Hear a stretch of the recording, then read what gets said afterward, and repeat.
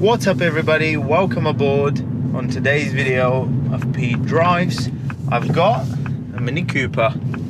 I'm not normally a big fan of small cars and minis and things like that, but I have to say I've quite liked this car. It's just got that small mini feel to it, which I wasn't quite sure if I'm gonna like. I've driven a couple minis before in my life and I just thought to myself, is a Mini really the right car for me? Do I like a Mini?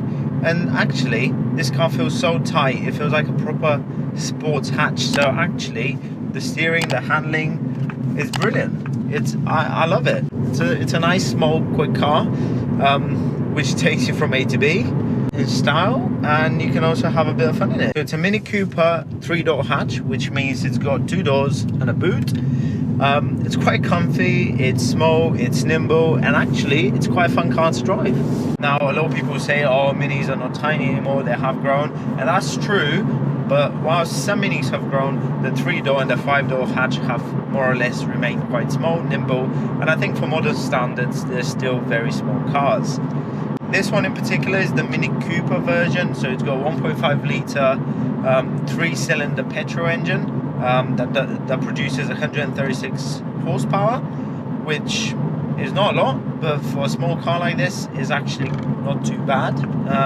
It's decent power. Yes, you can get the more powered Mini Cooper S, which has got 190-ish horsepower, and then JCW, which is the John Cooper Works, which is the proper sporty Mini. Now that's got well over 200 horsepower, so that's the one to go for if you really want a car which is going to be quick, absolute joy, and a cool hot hatch to drive around in. If you just want a nice small Mini which feels good, looks good, ticks a lot of boxes, and is also quite small, nimble, and easy to drive, then the Cooper one is perfectly adequate. I find the ergonomics of this Mini to be really good. Personally, for a car of this class, it's very comfy. The seats are supportive, they hug me quite nicely. The visibility out of this car is interesting as well. In typical Mini fashion, the windscreen is quite flat. It feels a little bit like a van, if any of you have driven vans, but the rest of the car feels very much like a BMW. The infotainment system is basically BMW. The only thing I find a little bit annoying with this system is that it's opposite that of a BMW. So if you have a BMW, you'll be quite used to obviously turning the iDrive wheel right, and then you kind of go down through the menus. On this one, if you turn it right, it goes up through the menus, so it's like completely the wrong way around, which is something I've not been able to get used to for the little time that I've had this car. But yeah, it's fine. You get used to it, I guess, but I haven't been able to get used to it because I still quite like the way the BMW infotainment system is. Other than that, in terms of functionality and everything, it's got all the features that you need. This car in particular is well equipped as well. It's got the comfort pack, it's got the nav bag, which gives you the bigger navigation screen, mini connector, real-time traffic information, all these things. The comfort pack gives you the heated seats, this little armrest, and a few other little bits and pieces that make the car a bit more comfortable to be in, hence the name. But other than that, the interior is actually quite nice. The materials just feel very good, very solid. On the motorway, the Mini is pretty quiet.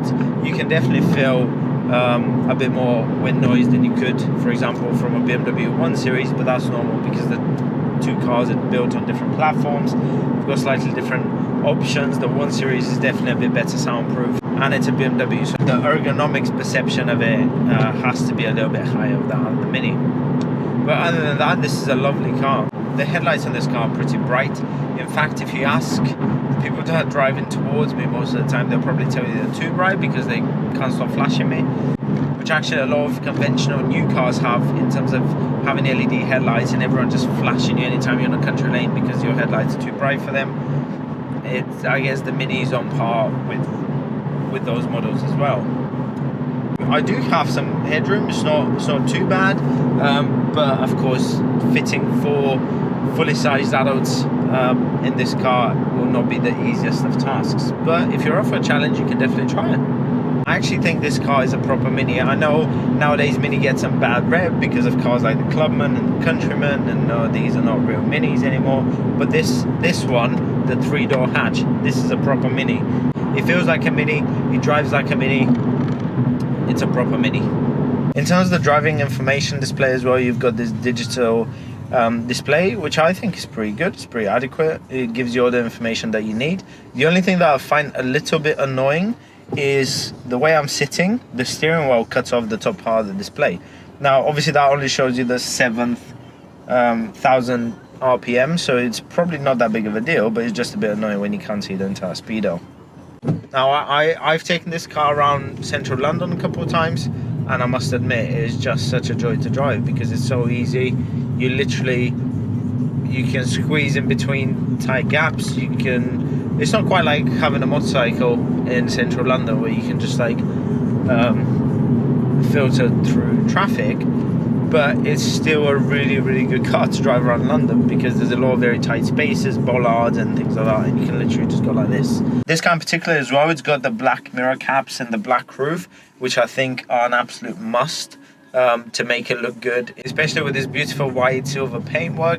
I think the black elements really make the car pop, and I think they're an absolute must, and also they're free. I love these 18-inch alloys as well. I think they look super cool and definitely worth having. Very nice, and like I said, everything in here just feels like really good quality. Like this black high gloss material is quite nice, the interior trim is quite nice, the stereo is lovely. Put it in sports mode as well, and it pulls a little bit.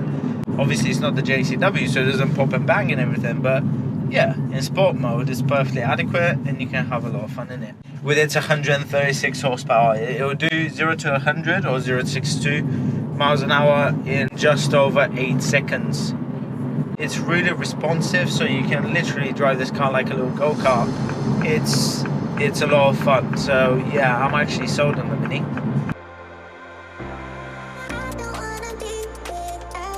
So that's the Mini Cooper exclusive in the 3-door hatch version. The 136 horsepower 1.5 litre petrol engine makes this car exactly what a Mini should be. It's quick enough to be fun, light on its feet, and incredibly nimble and easy to drive every day. The steering feels sharp, the chassis is playful, and even at normal speeds, it keeps things quite engaging. You don't need huge power numbers here. The character of this car is what made it famous, and it's what will continue to make it famous. Everything about this car feels premium, well put together, and still full of that classic Mini charm, but with a modern twist. The car is compact, yes, especially in the back, but if you're buying a 3-door Mini, you already knew that. This car is about the driver. It's definitely not about moving furniture or carrying 5 people on board. As a daily, it's efficient, comfortable enough, and very easy to live with.